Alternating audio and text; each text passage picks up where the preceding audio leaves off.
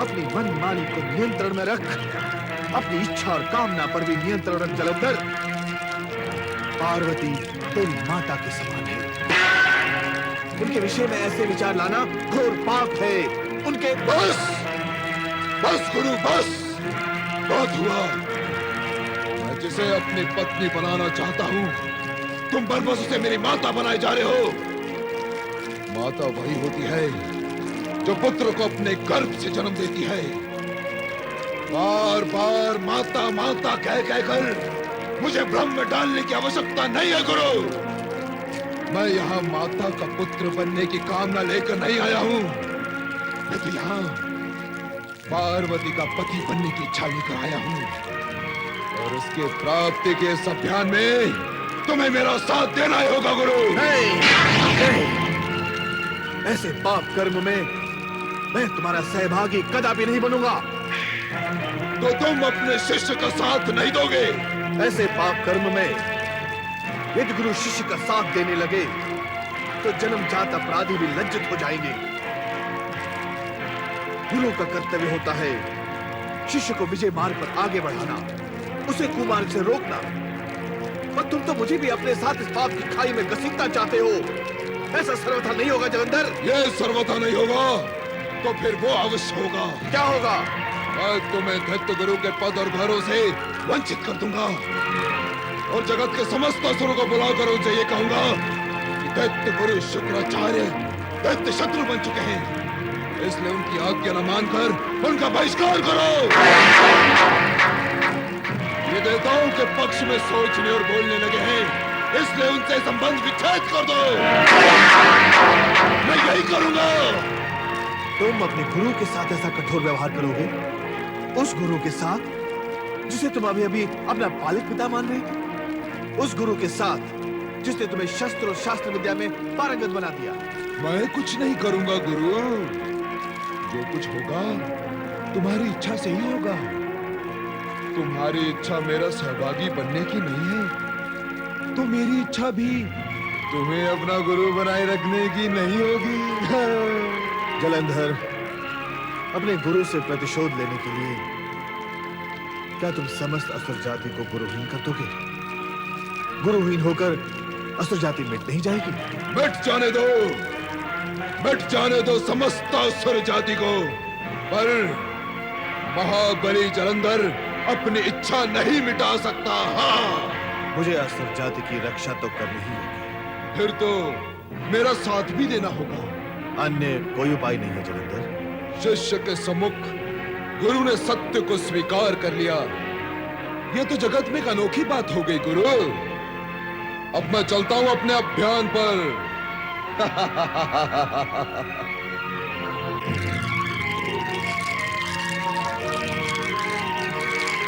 ये आपने मुझे किस धर्म संकट में डाल दिया शिवशंकर? तुम्हारी इस दीर्घ मुस्कान का क्या कारण है देवी?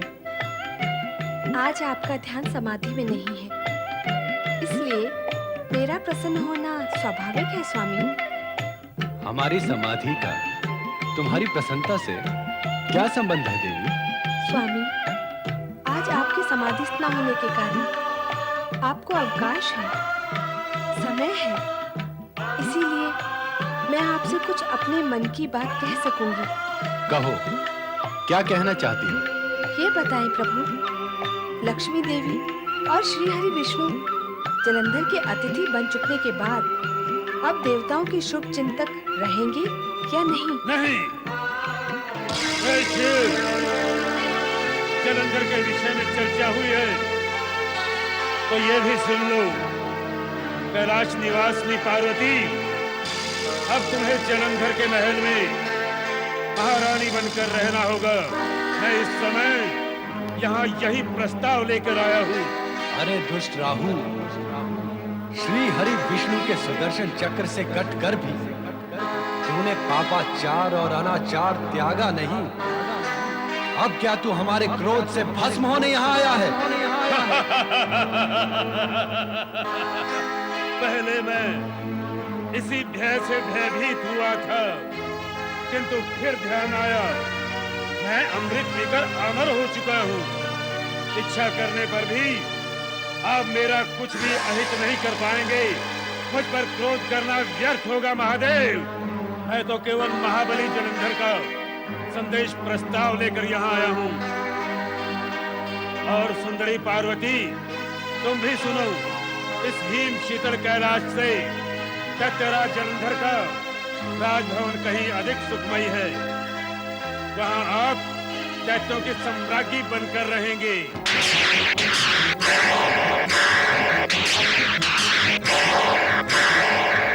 जलंधर का ये घृणित प्रस्ताव हमारे सामने रखकर तुमने हमारे क्रोध को जागृत कर दिया है राहु।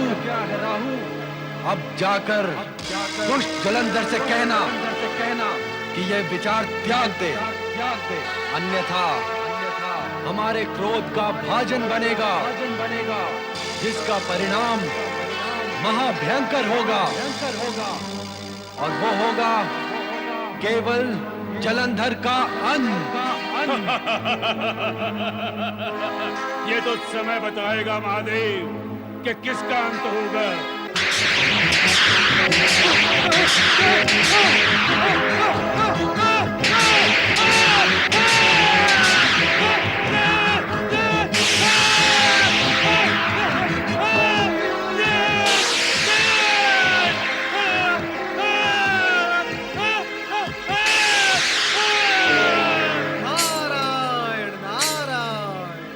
असुर सम्राट जलंधर की, असुराधिपति जलंधर की, असुर सम्राट जलंधर की, महाबली जलंधर की, असुर सम्राट जलंधर की। महाबली, मेरी रक्षा करो महाबली, मुझे बचाओ महाबली, मुझे शिव के क्रोध से बचाओ महाबली, मेरी रक्षा करो महाबली। तूने तो अमृत को भी विष कर दिया। अमृत पी लेने पर भी मृत्यु से डरकर कायरों के भांति चित्कार करता है। जिस जलंधर के सम्मुख आते हुए भय भी भयभीत होता है, उसके सम्मुख आकर तू भय से भयभीत क्यों हो रहा है? पर महाबली, राहु, हमारे सामने आने से पहले ये पर और परंतु समुद्र में फेंक कर आया करो। हमारे राज्य में शिव और उसका क्रोध प्रवेश नहीं कर सकता। अब कहो, क्या समाचार लाए हो? महाबली, मैंने जब आपका प्रस्ताव वहां सुनाया तो शिव पार्वती दोनों ने सुनकर रुद्र रूप दिखाया और आपके प्रस्ताव को ठुकराकर क्रोधाग्नि मेरे पीछे छोड़ दी। मेरा विचार है कि आप पार्वती को पाने का विचार ही त्याग दें। हम क्या एक भयभीत और कायर के विचार से कार्य करेंगे? दुर्बुद्धि! विचार तो बलवान का माना जाता है, कायर का नहीं। हमें मंत्रणा देने की दृष्टता तो स्वयं गुरु शुक्राचार्य भी नहीं करते। तो तूने इतना साहस कैसे जुटा लिया कि हमें विचार पर विचार करने की मंत्रणा दे? महाबली, जो विचार नहीं करता वो अनाचार, पापाचार और अत्याचार करने लगता है। राहु, अपने शब्दों को विराम लगा, नहीं तो कहूंगा, अवश्य कहूंगा। विचार नष्ट होने से बुद्धि भ्रष्ट होती है, बुद्धि भ्रष्ट होने से जीवन नष्ट होता है, जैसा कि मेरे साथ हुआ। अब आपकी भी यही गति होगी। अब और अधिक आपका साथ देकर अपने आप को संकट में नहीं डालूंगा।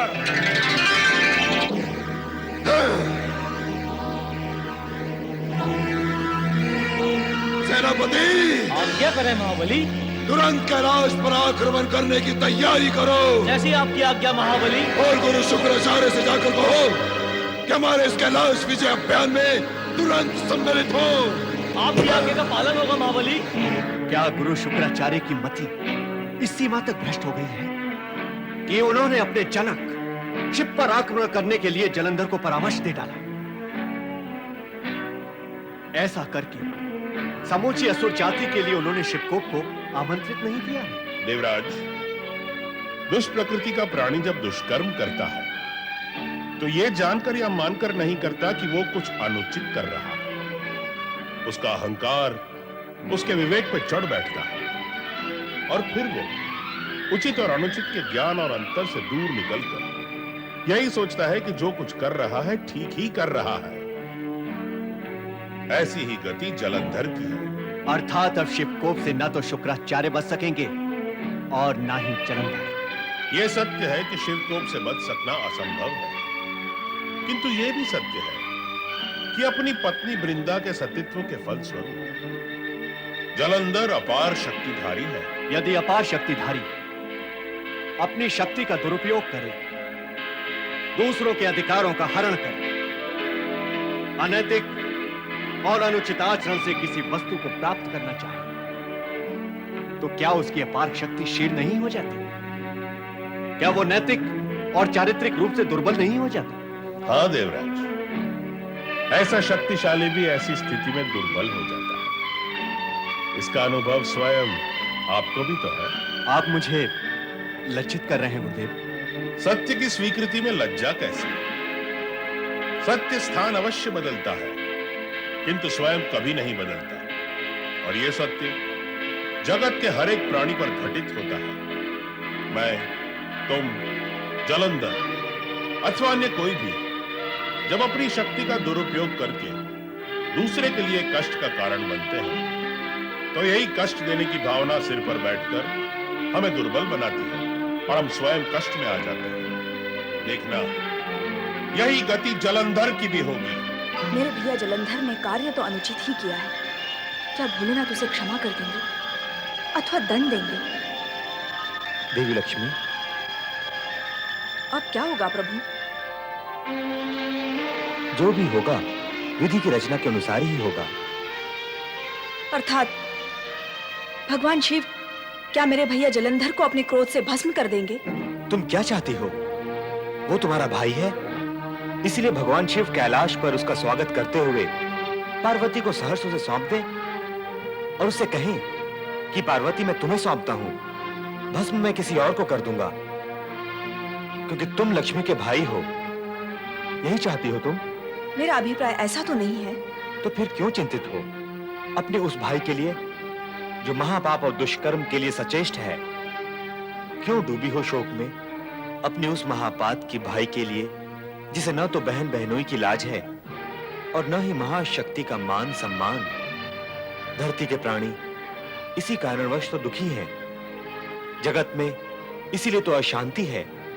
मानव का चरित्र इसी कारण से ऊपर नहीं उठ पा रहा है। नैतिकता और मर्यादा इसीलिए तो सीमाएं लांघ चुकी हैं। किस लिए प्रभु, किस लिए? ये सब आप किस विषय में कह रहे हैं? स्पष्ट है कि तुम्हारे और जलंधर के विषय में कह रहा हूं। जब एक भाई किसी की पत्नी पर कुदृष्टि डालता है, तो बहन को दुखी होने की क्या आवश्यकता है? उसे तो क्रोधित होना चाहिए। उसे विधाता से प्रार्थना करनी चाहिए कि उस महापापी को धरती से उठा ले। यदि ऐसा हो तो पापी पाप करने में संकोच करेगा, किंतु ऐसा होता नहीं। जब ऐसा नहीं होता तो किसी की बहन, पत्नी और पुत्री पर कुदृष्टि डालने वाला अपने बहन और संबंधी के मौन को अपने कुकर्म की सहमति मानकर प्रोत्साहित होता है और आगे चलकर प्रोत्साहन का यही मार्ग प्रकृति के संकेत पर मृत्युलोक की ओर मुड़ जाता है। नहीं प्रभु, नहीं। एक चरित्रहीन भाई के हित में तुम कई बार नहीं बोल चुकी हो, किंतु जगदम्बा पार्वती के प्रति मर्यादाहीनता का आचरण करने पर भी तुमने उसका विरोध करते हुए भी एक बार भी नहीं कहा। तुमने जलंधर को एक बार भी रोका टोका नहीं कि माता के समान पूज्य पार्वती के प्रति अपवित्र विचार न करे। जगत के साधारण प्राणी और मानव इसी पक्षतापूर्ण व्यवहार के कारण ही दुखी, अशांत व पीड़ित हैं। वे भूल ही जाते हैं कि पति, पुत्र व भाई को कुकर्म के लिए प्रताड़ित न करके निष्पक्ष भाव से उनका कठोर विरोध न करने से वे कुकर्मी को कष्ट के कठोर कुठारे में ढकेल रहे हैं। क्या हम सबको ये आचरण शोभा देता है? नारायण नारायण, ऐसा करना तो पृथ्वी के प्राणियों को भी शोभा नहीं देता श्री हरि, किंतु मनुष्य का तो स्वभाव ही बन गया है। नारद, अब तुम किस स्वभाव की बात करने लगे? मनुष्य स्वभाव की बात कर रहा हूं मैं माता, मनुष्य स्वभाव की बात कर रहा हूं। इन दिनों धरती वालों ने जो आए सो प्रसन्न जाए की नीति अपना रखी है, अर्थात कोई किसी को दुष्कर्म करने से रोकता नहीं। क्यों? सभी दुष्कर्मी हैं। एक दुष्कर्मी दूसरे दुष्कर्मी को दुष्कर्म करने से क्यों रोकेगा? नारायण नारायण। क्या धरती पर एक भी सत्कर्मी शेष नहीं रहा? नहीं नहीं, इतना निराश होने की आवश्यकता नहीं। शेष है, किंतु करोड़ों में एक, जिसकी पुकार दूर तक नहीं जाती। इसीलिए कोई कुछ भी करता है उसे कोई कुछ नहीं बोलता। इसीलिए धरती पर अत्याचार और अनाचार बढ़ रहे हैं। नारद, तुम्हारे आने से विषय परिवर्तन हो गया है। तो मैं फिर चला जाता हूँ, विषय वर्तन में आ जाएगा। वैसे मेरा विचार है कि महाबली जलंधर के विषय में चर्चा हो रही थी। हाँ नारद, देव लक्ष्मी इसीलिए चिंतित है कि कहीं भगवान भोलेनाथ जलंधर को भस्म ना कर दें। कदापि नहीं। अपने ही तेज से उत्पन्न महाबली जलंधर को वे कभी भस्म नहीं करेंगे। नारद की बात पर शंका ना करो देवी। जलंधर कितनी भी नीचता का प्रदर्शन करे, किंतु भोलेनाथ अपनी गरिमा के अनुरूप ही कार्य करेंगे। हाँ, दोनों के युद्ध का रूप क्या होगा ये तो समय ही बताएगा। नारायण नारायण।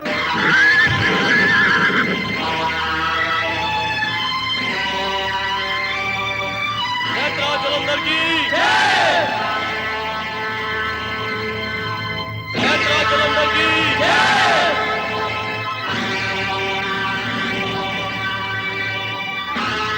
जलंधर की जय। जलंधर की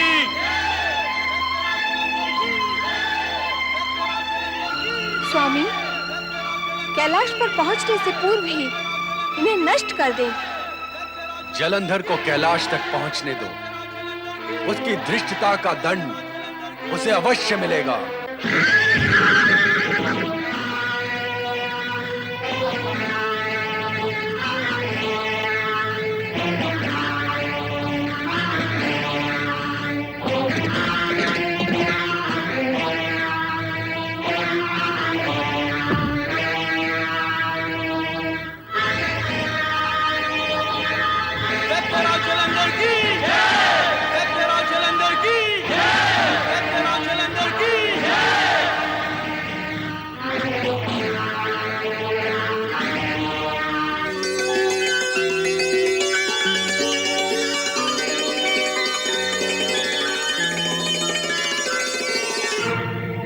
शिव, यदि युद्ध से बचना चाहता है तो पार्वती मुझे सौंप दे मुझे पार्वती।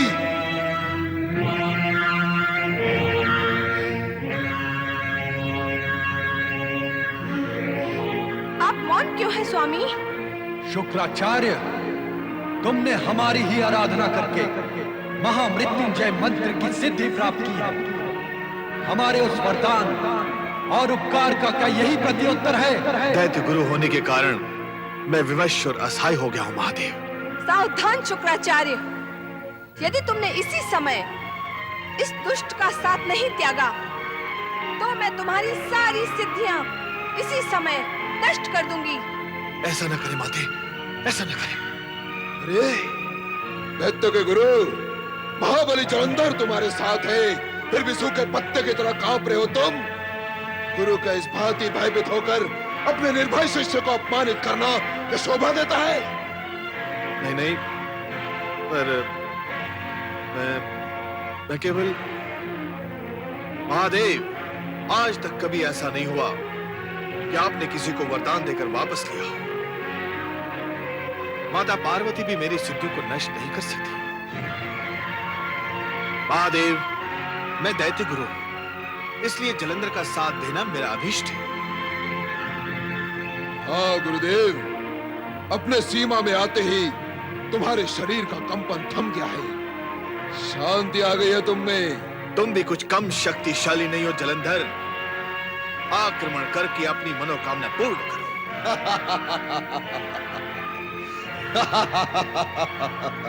पार्वती ने मेरा मन मोह लिया है, अब इसे प्राप्त करके ही मेरे मन को शांति मिलेगी। तुमने जलंधर की बुद्धि भ्रष्ट करके हमारे कोप को जागृत किया है शुक्राचार्य। अब तुम इसके दुष्परिणाम से बच नहीं सकते।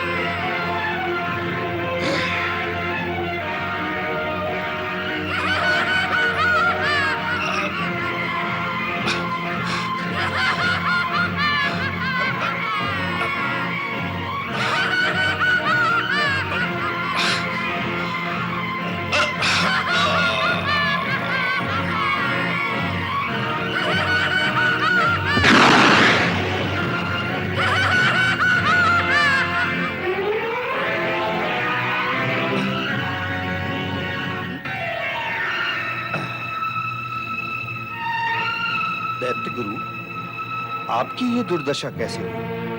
दुष्टों का साथ देने का परिणाम तो कष्टों में ही होता है समुद्रदेव। मैंने दुष्ट जलंधर का साथ दिया तो परिणाम भी मुझे ही भोगना होगा, कोई दूसरा तो नहीं भोगेगा। अच्छा हुआ भगवान शिव ने दया करके मुझे जलंधर से दूर कर दिया, अन्यथा शिवकोप से तो मैं नष्ट ही हो जाता। हे शिव शंकर, आपका ये उपकार मैं कभी नहीं भूलूंगा, कभी नहीं। शुक्राचार्य, अभी आप कुशल हैं, आप अपने आश्रम लौट जाइए। आओ सुंदरी, मेरे समीप आओ, मेरी रानी बनकर स्वर्ग से भी अधिक सुख भोगो। इस भभुतधारी से भला तुम्हें वो सुख का प्राप्त होगा जो मैं तुम्हें दे सकता हूं। आओ मेरे समीप आओ।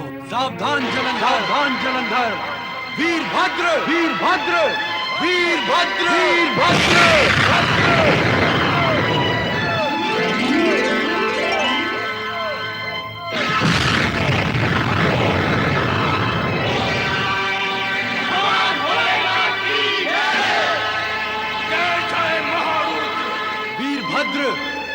पार्वती पर कुदृष्टि डालने वाले इस जलंधर को समाप्त कर दो। जो आज्ञा।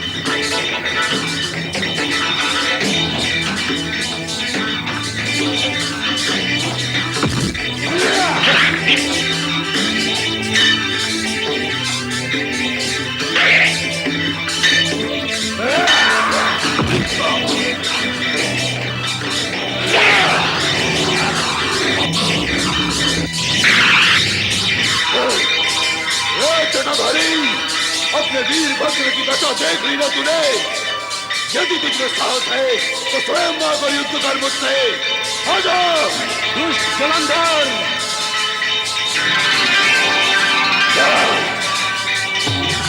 या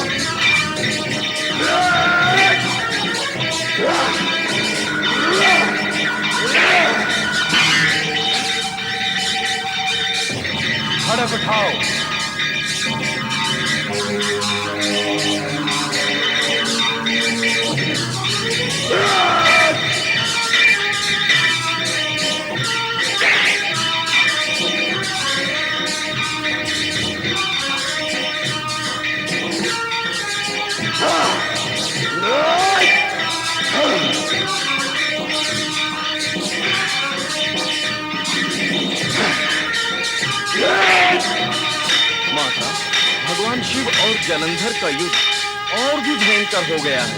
न जाने क्या परिणाम होगा। परिणाम हमारे पक्ष में ही होगा नंदी। मेरे स्वामी इस दुष्ट को शीघ्र ही समाप्त कर देंगे।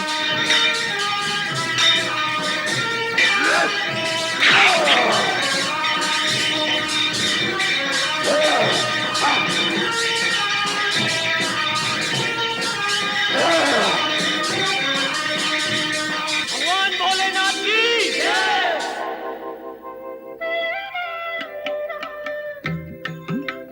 युद्ध अब समाप्त हो चुका है।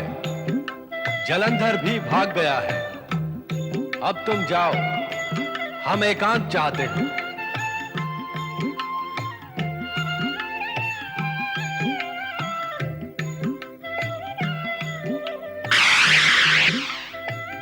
स्वामी क्या हुआ? आप पीछे क्यों हट गए? देवी, हम तुम्हें नहीं छुएंगे।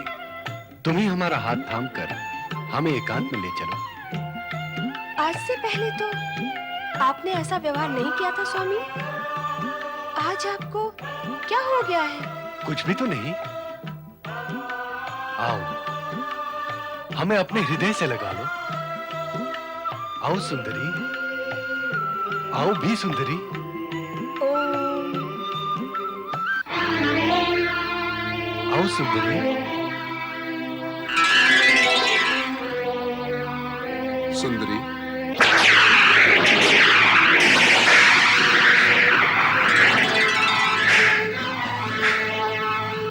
मायावी, दुष्ट, जलंधर, अब तेरे जीवन की श्वासें समाप्त हो चुकी हैं। तू अब जीवित नहीं रह सकेगा। श्री हरि, ये कैसी शिवलीला आरंभ हो रही है?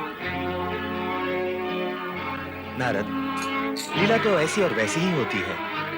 और फिर शिवलीला, वो कब और कहां से आरंभ होकर कब और कहां समाप्त होगी, इस विषय में कुछ भी नहीं कहा जा सकता।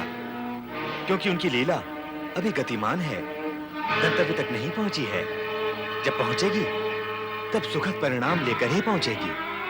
अतः हम सबको उसकी प्रतीक्षा करनी होगी। श्री हरि विष्णु, श्री हरि विष्णु, श्री हरि विष्णु।